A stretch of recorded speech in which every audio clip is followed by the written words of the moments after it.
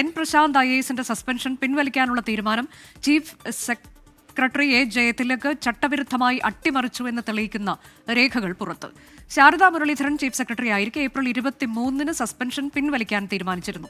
ഇത് അട്ടിമറിച്ചു എന്നതിന്റെ തെളിവുകളാണ് പുറത്തുവരുന്നത്. സസ്പെൻഷൻ നീട്ടാൻ കേന്ദ്രാനുമതി തേടിയതിനും രേഖകളില്ല.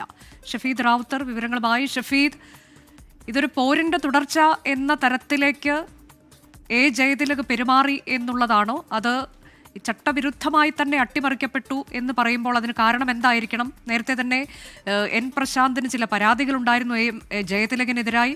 അപ്പോൾ അതിൻ്റെ ഒരു തുടർച്ച എന്ന തരത്തിലേക്ക് വൈരാഗ്യബുദ്ധിയോടെ ജയലളിത പെരുമാറിയിട്ടുണ്ട് എന്നതാണോ നമുക്ക് മനസ്സിലാക്കാൻ പറ്റുന്നത്? എന്താണ് ഇതിൽ രേഖകളൊക്കെ പരിശോധിക്കുമ്പോൾ മനസ്സിലാക്കുന്നത് എന്താണ്? അനുജ, IAS തലപ്പത്തെ പോരിന് പിന്നാലെയാണ് എൻ പ്രശാന്തിന് സസ്പെൻഷനിലേക്ക് പോകേണ്ടി വന്നത്. മാസങ്ങളായി എൻ പ്രശാന്ത് സസ്പെൻഷനിൽ തുടരുകയും ചെയ്യുകയാണ്. മാത്രവുമല്ല, എ ജയതിലകിനെതിരെ സമൂഹ മാധ്യമങ്ങൾ നടത്തിയ വിമർശനമടക്കമുള്ള കാര്യങ്ങൾ ചൂണ്ടിക്കാണിച്ചുകൊണ്ടായിരുന്നു എൻ പ്രശാന്തിനെ സംസ്ഥാന സർക്കാർ നിലവിൽ ഇപ്പോൾ സസ്പെൻഡ് ചെയ്തിരിക്കുന്നത്. ആ സസ്പെൻഷൻ ഇങ്ങനെ തുടരുമ്പോൾ സാധാരണഗതിയിൽ IAS ഉദ്യോഗസ്ഥനെ സസ്പെൻഡ് ചെയ്ത് അതിനുശേഷം റിവ്യൂ കമ്മിറ്റി ചേർന്നൊക്കെയാണ് ചില മാനദണ്ഡങ്ങളും ചില ക്രൈറ്റീരിയകളൊക്കെ പാലിച്ചാണ് ആ വിഷയത്തിൽ ചില തീരുമാനങ്ങൾ എടുക്കുന്നത്. ശാരദാ മുരളീധരൻ ചീഫ് സെക്രട്ടറി ആയിരിക്കെ, അതായത് കൃത്യമായി പറഞ്ഞാൽ കഴിഞ്ഞ ഏപ്രിൽ 23 ചേർന്ന റിവ്യൂ കമ്മിറ്റി 24 തന്നെ പ്രശാന്തിന്റെ സസ്പെൻഷൻ പിൻവലിക്കാൻ തീരുമാനമെടുത്തിരുന്നു. മുൻപ് സൂചിപ്പിച്ചതുപോലെ അന്നത്തെ ചീഫ് സെക്രട്ടറി ശാരദാ മുരളീധരൻ അധ്യക്ഷയായ റിവ്യൂ കമ്മിറ്റിയാണ് സസ്പെൻഷൻ പിൻവലിക്കാൻ ശുപാർശ നൽകിയത്. ആഭ്യന്തര വകുപ്പ് അഡീഷണൽ ചീഫ് സെക്രട്ടറിമാരായ ബിശ്വന്ത് സിൻഹയും KR ജ്യോതിലാലുമായിരുന്നു ആ സമിതിയിലെ മറ്റംഗങ്ങൾ. എന്നാൽ ശാരദാ മുരളീധരൻ സ്ഥാനമൊഴിയുകയും എ ജയതിലക് തൊട്ടു പിന്നാലെ ചീഫ് സെക്രട്ടറി ആവുകയും ചെയ്തു. എൻ പ്രശാന്ത് ആരോപണം ഉന്നയിച്ചത് എ ജയതിലകിന് എതിരെയാണെന്നതിനാൽ സസ്പെൻഷൻ റിവ്യൂ കമ്മിറ്റിയുടെ തലപ്പത്ത് ജയതിലകിന് പകരം അഡീഷണൽ ചീഫ് സെക്രട്ടറി രാജൻ കൊബ്രഗഡെ സംസ്ഥാന സർക്കാർ ഉൾപ്പെടുത്തിയിരുന്നു.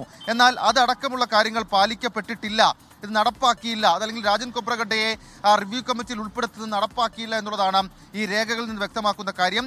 ചീഫ് സെക്രട്ടറിയെ അധികാരമേറ്റ ജയതിലക് സസ്പെൻഷൻ റിവ്യൂ കമ്മിറ്റിയിലെ അംഗങ്ങളുടെ എണ്ണം 2 മതിയെന്ന് ഉത്തരവിറക്കി. ഇതിലൂടെ അഡീഷണൽ ചീഫ് സെക്രട്ടറി രാജൻ കൊബ്രഗഡെ കമ്മിറ്റിയിൽ നിന്ന് പുറത്താവുകയും ചെയ്തു.